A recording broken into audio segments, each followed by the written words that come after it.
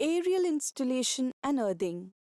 Aerial installation is an economic OFC installation method where cables are installed using the existing lines of poles. In this session, we will discuss about aerial installation and earthing. At the end of the session, you will be able to describe aerial cable installation, explain about earthing. Aerial installation. Aerial cable is installed mainly using moving reel method or stationary reel method. In moving reel method, the cable is raised and lashed to the strand when the reel carrying vehicle drive along the majority of the cable route. Stationary reel method is used when the vehicle cannot drive through the route. In this method, the fiber optic cable is pulled into place beneath the strand using cable blocks. Aerial ADSS. Aerial ADSS OFC installation could be pole to pole, or pole to building, or building to building. While installing aerial cables, general guidelines have to be followed.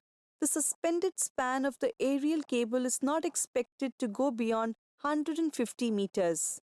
Clearance between the ground or road surface and bottom of ADSS OFC shall generally be in accordance with IEEE C2 National Electrical Safety Code.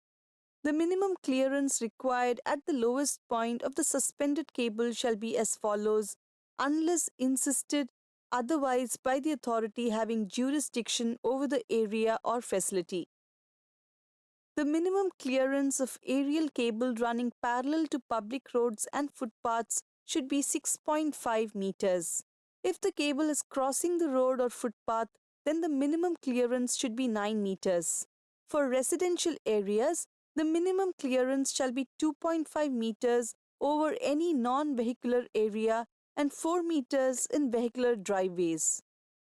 Minimum clearance over any road or pathway within commercial or industrial complexes shall be 4.9 meters. Sag in the installed ADSS cable shall not exceed 1% of the span at its lowest point. Where required, existing poles shall be strengthened if recommended by the authority having jurisdiction over the poles. During installation of cable, the requirement of minimum bend radius shall be always complied with. We will discuss the minimum bend radius in another session. A minimum of 20-meter length of cable shall be looped and stored at specified spacing. Loops shall also be required at locations where cable splicing is to be done. Earthing in cables. Earthing in cables are done for two reasons: to ensure personal safety and to protect the cable and components from damage. What is earthing? The process of connecting an electronic equipment to an earth point, which is a metal rod buried underground, is known as earthing. It is also called as grounding.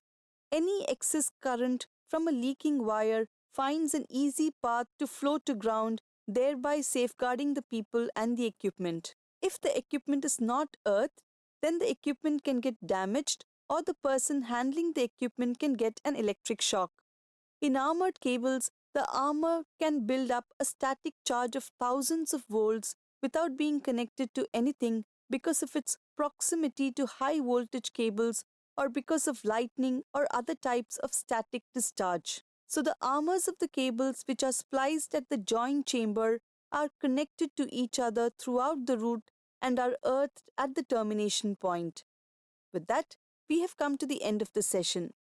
In this session, we have learnt that aerial cable is installed using moving reel method or stationary reel method.